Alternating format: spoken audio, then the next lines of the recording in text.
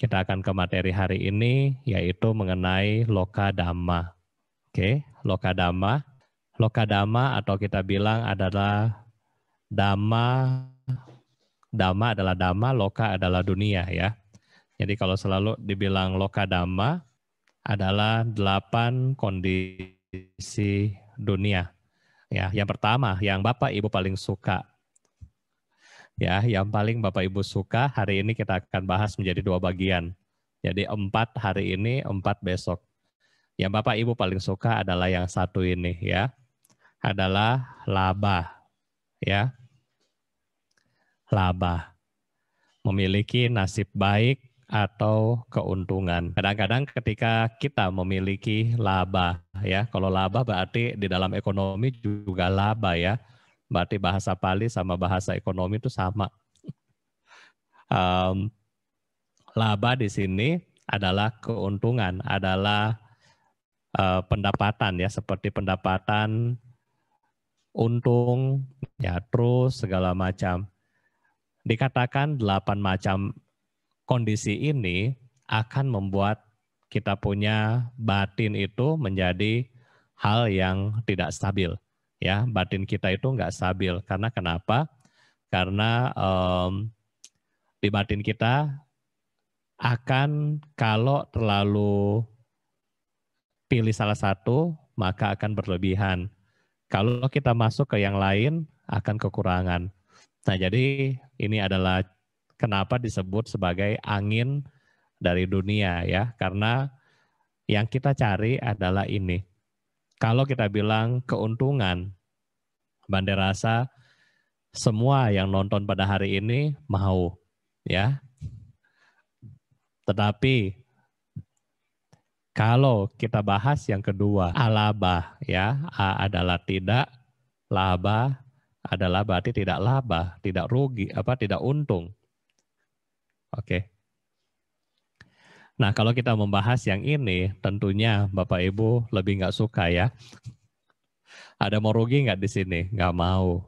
Ya, ada mau mempunyai hal-hal yang kerugian, pendapatannya berkurang dan seterusnya. Ada nggak? Nggak mau.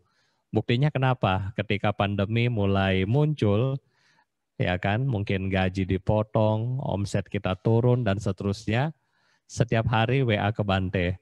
Bante mau baca parita apa biar nggak rugi begini terus ya. Nah itu. Kenapa? Karena nggak mau rugi. Maunya untung terus. Nah Bapak Ibu, poin yang pertama yang kita melihat di sini adalah untung rugi ini adalah hal yang biasa. Ya, hal yang biasa.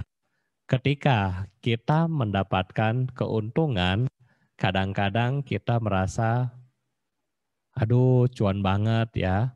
Kadang-kadang ketika Anda lagi untung-untungnya, aduh sayang banget. Ya kan, kalau bisa toko buka 24 jam dah Bante, tanggung. Ya mungkin kalau lagi yang main saham juga, kalau profitnya tinggi-tinggi banget, aduh kenapa jam kerjanya tutup jam segini. Harusnya kalau buka jam segini saya bisa main lagi yang lain kan. Nah itu.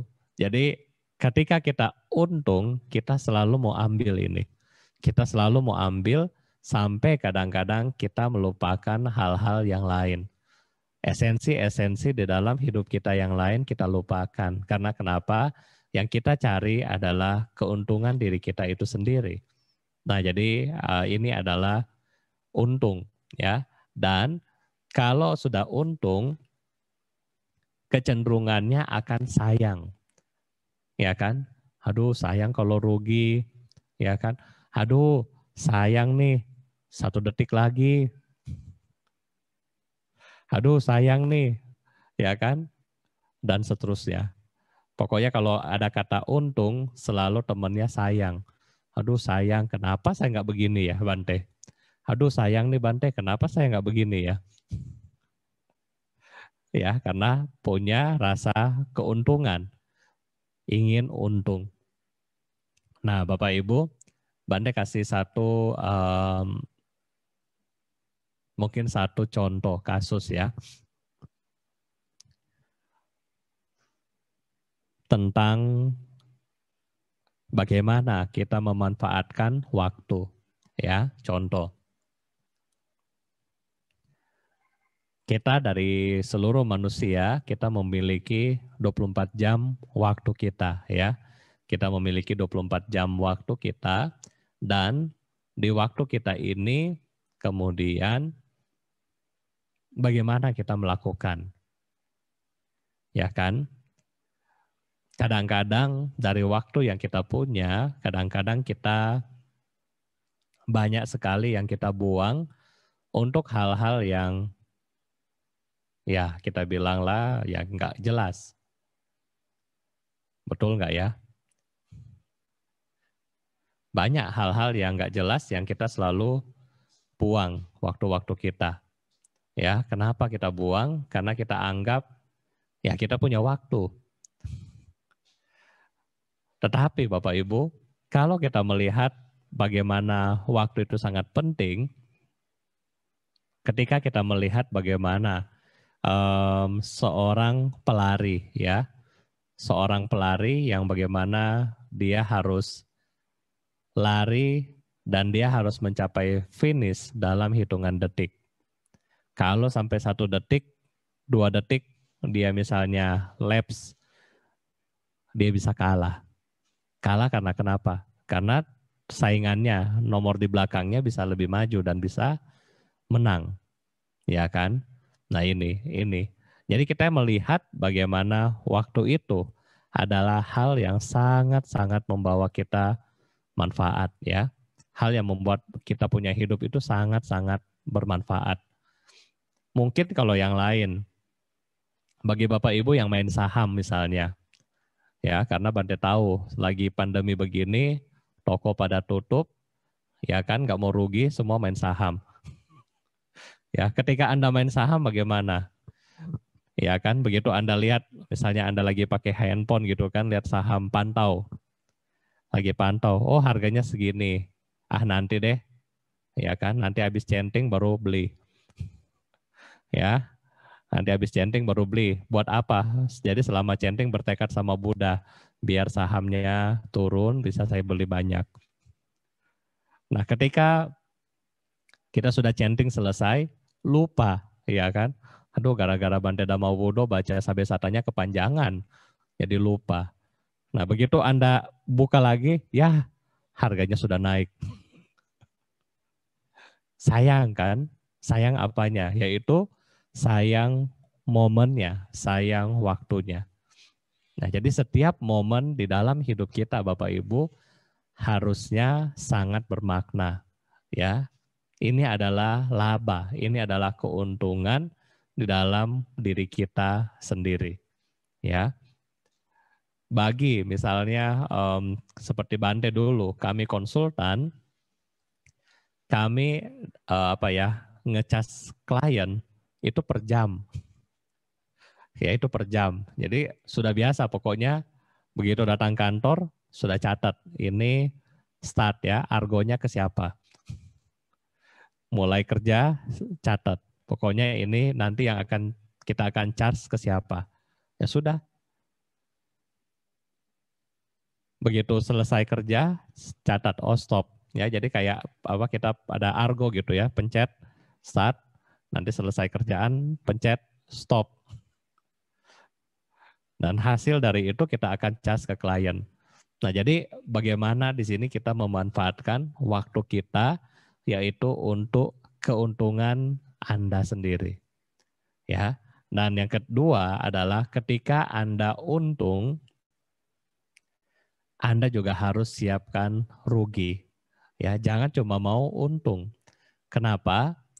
Karena untung dan rugi ini adalah hal yang duaan ya.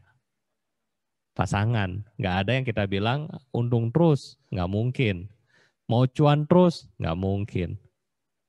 Ya, ketika ada cuan, pasti ada rugi.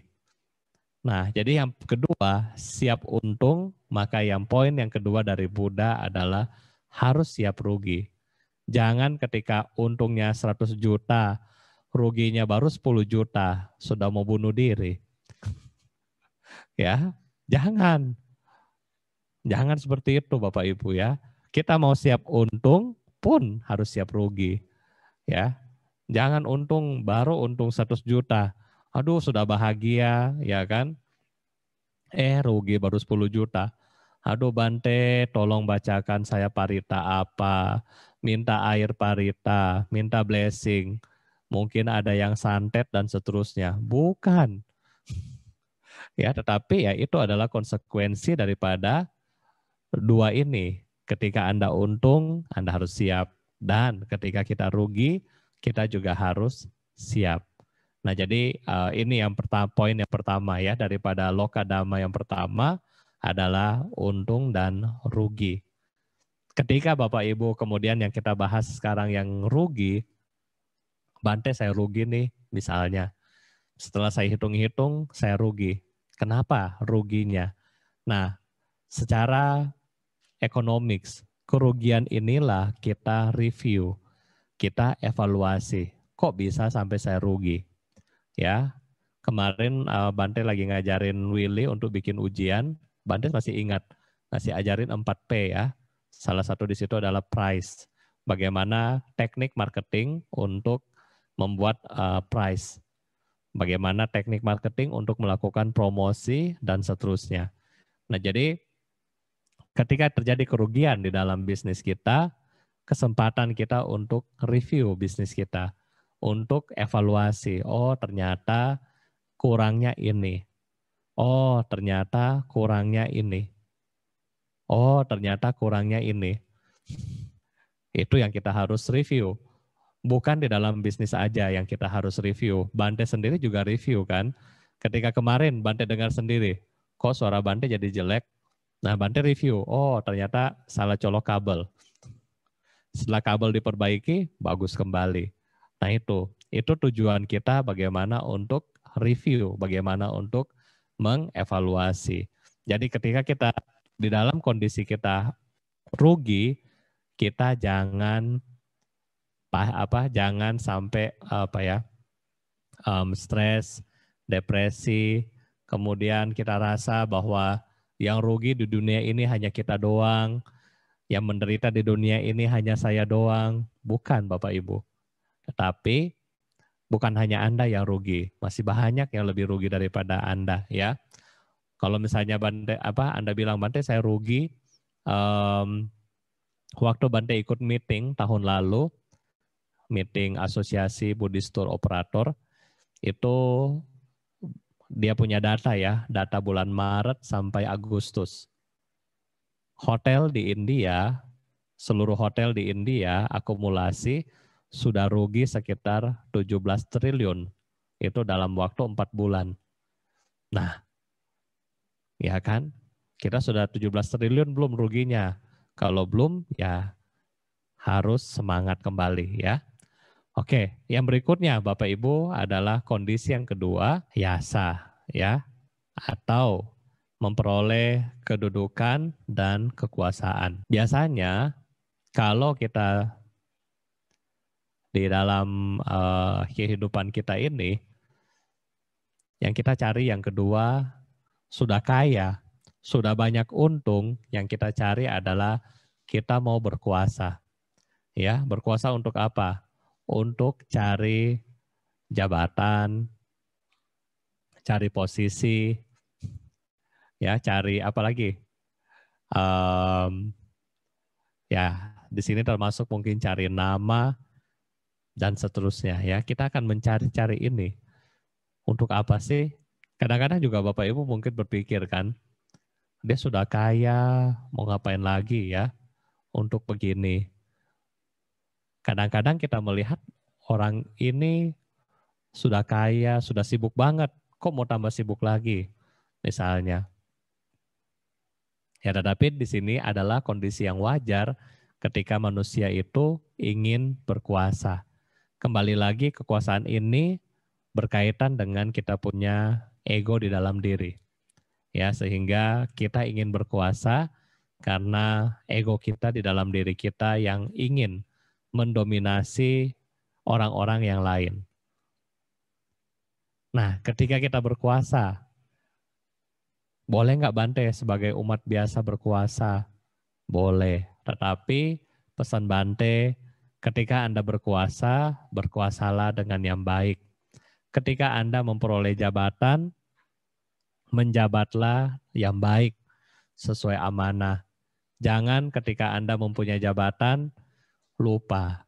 Ya kan? Sudah janji, lupa.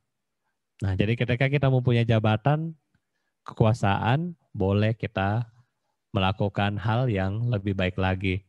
Bante tadi malam membahas tentang Asoka, di mana Asoka ini dia berkuasa menjadi raja.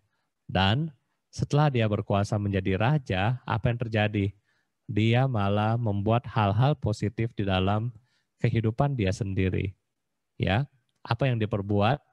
Yang dia perbuat misalnya dia mendirikan banyak sekali sekolah. Dia mendirikan banyak sekali rumah sakit. Dia mendirikan sekitar 84.000 candi ya, atau mereka bilang cetia yang menyimpan relik dari Buddha. Nah, jadi banyak sekali hal-hal positif yang dilakukan oleh Asoka semasa hidupnya. Nah, jadi ini ketika kita memiliki kekuasaan, kita bisa melakukan seperti ini.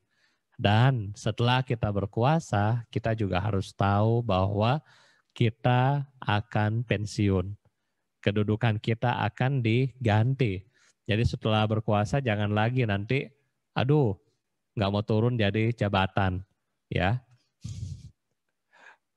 nggak mau turun dari jabatan, mau melakukan kudeta dan seterusnya. Ya ini, ya jadi kita harus menyadari bahwa apapun yang kita sudah capai, satu saat kita akan kehilangan itu kembali. Ya, jadi mungkin malam ini Bante hanya bahas mengenai dua, yaitu untung rugi dan kemudian punya kekuasaan dan tidak punya kekuasaan. Dedikasi kebajikan. Melalui kekuatan kebajikan ini, semoga tidak ada lagi makhluk yang melakukan karma buruk. Semoga yang lapar dapat memperoleh makanan, yang haus memperoleh minuman, yang telanjang memperoleh pakaian, yang sakit memperoleh obat-obatan, yang tidak memiliki tempat bernaung, semoga memperoleh tempat bernaung. Semoga dengan kondisi tersebut, semua makhluk memiliki potensi untuk belajar, praktek dan merealisasi Dhamma, hingga tercapai pencerahan tertinggi, Nibbana.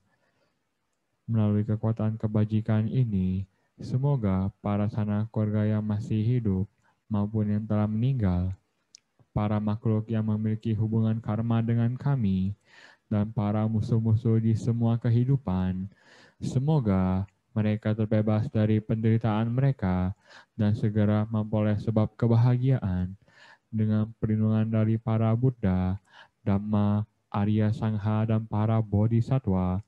Semoga semua kebahagiaan, kesejahteraan, kesehatan, dan usia senantiasa bertambah. Semoga segala bencana, wabah penyakit, perang, persisihan, dan halangan-halangan dalam mempraktikkan Dhamma dapat lenyap adanya. Selama ruang angkasa bertahan, selama makhluk hidup tetap ada, hingga saat itu, semoga saya pun tinggal dan menghilangkan kesengsaraan di dunia ini. Sabe sata bhavantu sukhitata. Semoga semua makhluk hidup berbahagia.